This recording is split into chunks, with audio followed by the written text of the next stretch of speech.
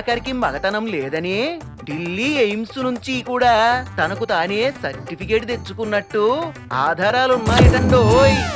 ఆ సర్టిఫికేట్ ఎందుకు తెచ్చుకున్నట్టు దేవుడికే తెలియాలి.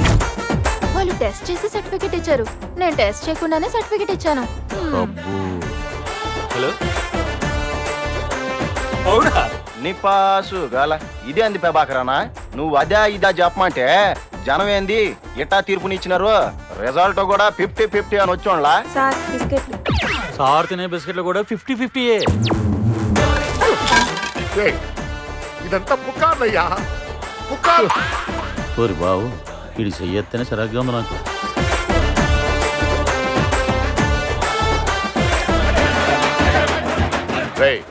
ఏంట్రా గోల్ అక్కడ? మీ చుట్టాలండి సార్, మిమ్మల్ని కలవాలని వచ్చి బయట తెగ్గొడవ చేస్తున్నారు. ఎంత చెప్పినా వినట్లేదు సార్. నా చుట్టాలు? అవును సార్.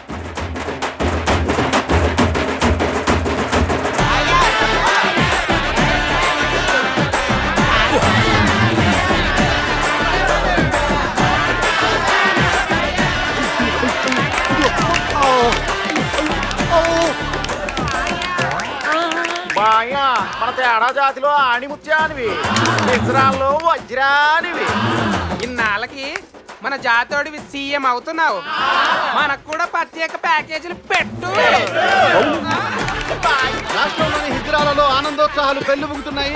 ఇంత జరుగుతున్న మీడియా ముందుకు రావడానికి ఇష్టపడని ప్రభాకర్ కనీసం వారికి ఫోన్ టచ్ లో కూడా రావడం లేదు. దీంతో అనేక అనుమానాలకు తానే దారిస్తున్నట్లయింది.